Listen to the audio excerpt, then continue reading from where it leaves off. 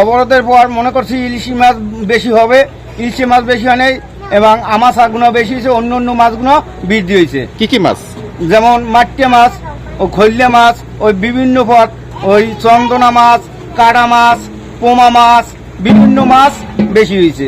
প্রায় 5 থেকে 6 লাখ টাকার মাছ পাইছি।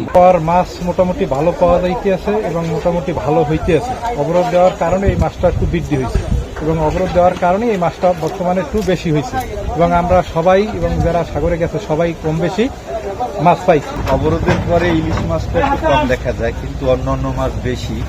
তো আমি মনে করি অবরোধ দিলে বাজে মাছটা বেশি হয়, কিন্তু এখন পর্যন্ত ইলিশের তেমন একটা চাহিদা দেখা যায় না, মানে ইলিশ কম আসছে। এখন পরবর্তী সময় কতটুকু বাড়ে কমে সেটা দেখা যাবে সামনের দিকে। হ্যাঁ, আগের মতোই আগের চেয়ে একটু বেশি হয়েছে এই গণে, কিন্তু দেখা যাইতেছে এটা তো অবরোধকালীন সময়ের কারণে বাজে মাছটা বাড়ছে। ওয়ালটন আবারও মিলিনিয়ার অফারে ওয়ালটন ফ্রিজ কিনে আপনিও হয়ে যেতে পারেন মিলিয়নিয়ার।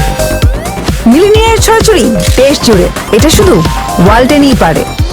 অবরোধের পরে বোট ট্রলার কিছু ট্রলার গেছে, সেই ট্রলার জাল পেঁচাইয়া বিভিন্ন কারণে এই 2-3 দিনে কিছু কিছু ট্রলার উঠে আসছে। তার ভিতরে এই আলিপুরে 2টা ট্রলারে মোটামুটি ভালো মাছ পাইছে, আর অন্যান্য ট্রলারে এখন পর্যন্ত কোনো ভালো মাছ পায় নাই। একটা ট্রলারে হয়তো 50,000, 1 লাখ, 1.5 লাখ টাকার বাজার পাইছে, মাছ পাইছে। একটা ট্রলারে 2 লাখ, 2.5 লাখ, 3 লাখ টাকার বাজার এসে তাদের। বিশ্বাস